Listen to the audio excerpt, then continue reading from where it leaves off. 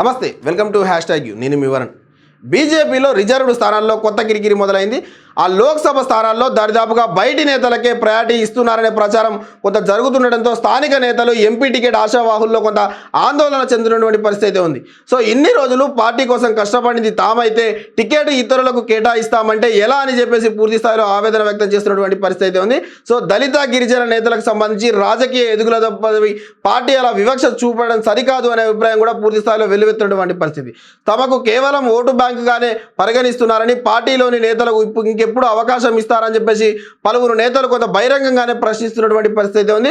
So కష్టం ఒకరిదైతే ఫలితం ఇంకొకరికి దక్కుతుంది అని చెప్పేసి తీవ్ర స్థాయిలో బీజేపీలో సంబంధించి కొంతమంది కీలక నేతలు ఆగ్రహం వ్యక్తం చేస్తున్నటువంటి పరిస్థితి అయితే ఉంది. సో అసెంబ్లీ ఎన్నికల సమయంలోనూ సొంత పార్టీ నేతలను కాదని పలువురు పారాషూట్కు సంబంధించి నేతలకు కాషాయ పార్టీ అవకాశం కల్పించినటువంటి పరిస్థితి అయితే ఉంది. సో దీనిపై రాష్ట్ర కార్యాలయం వద్ద ఆందోళనలు, ధర్నాలు సైతం జరిగాయి. సో అయినా కూడా పార్టీ బయటి వ్యక్తులకే ప్రయారిటీ ఇస్తుండడంపై నేతలు కొంత ఆగ్రహం వ్యక్తం చేస్తున్నటువంటి పరిస్థితి ఉంది. సో గతంలో టికెట్లు దక్కించుకున్న పారాషూట్ నేతలు ఎన్నికల సమయంలో వచ్చి హడావుడి చేసి ఎలక్షన్ తర్వాత కొంత కనుమరుగుపోయారని చెప్పేసి కూడా కొంత మండిపడుతున్నటువంటి పరిస్థితి ఉంది. సో రాష్ట్రంలో 17 పార్లమెంటు స్థానాల్లో వరంగల్, నాగర్ కర్నూల్, పెద్దపల్లి ఎస్సీ రిజర్వ్ కాగా మహబూబాబాద్ అదేవిధంగా ఆదిలాబాద్ ఎస్సీ రిజర్వ్డ్ స్థానాలుగా ఉన్నాయి. అయితే ఈ స్థానాల్లో పార్టీ నుంచి పలువురు నేతలు టికెట్లు ఆశిస్తున్నారు. కానీ వారిని కాదని బయటి నేతలకు ప్రియారిటీ ఇస్తుండడంపై కొంత సొంత పార్టీ నేతలే పూర్తి స్థాయిలో బీజేపీలో విమర్శిస్తున్నటువంటి పరిస్థితి అయితే ఉంది.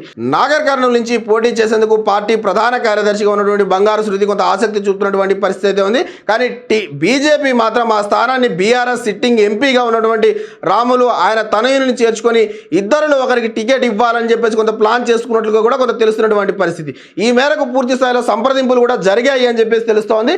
ఇక వరంగల్ స్థానం నుంచి రిటైర్డ్ ఐపీఎస్ అధికారిగా ఉన్నటువంటి కృష్ణప్రసాద్ ఆసక్తి చూపుతున్నారు. అయితే ఆ స్థానంలోనూ బీఆర్ఎస్ నేత ఆరూరి రమేష్ని చేర్చుకొని టికెట్ ఇవ్వాలని చెప్పేసి కొంత భావిస్తున్నట్టుగా పరిస్థితి ఉంది. సో ఆయన చేరకుంటే ఇప్పుడు కృష్ణప్రసాద్కు ఇవ్వాలని చెప్పేసి పార్టీ భావిస్తున్నట్లుగా కూడా కొంత సమాచారం అయితే అందుతోంది. కాగా వరంగల్ స్థానాన్ని విజయరామారావు కూడా ఆశిస్తున్నటువంటి పరిస్థితి. కానీ ఆయనకు టికెట్ ఇవ్వడం కుదరదు అని చెప్పేసి పార్టీ నుంచి ఇప్పటికే కొంత పూర్తి స్థాయిలో సంకేతాలు వెళ్ళినట్లు తెలుస్తోంది.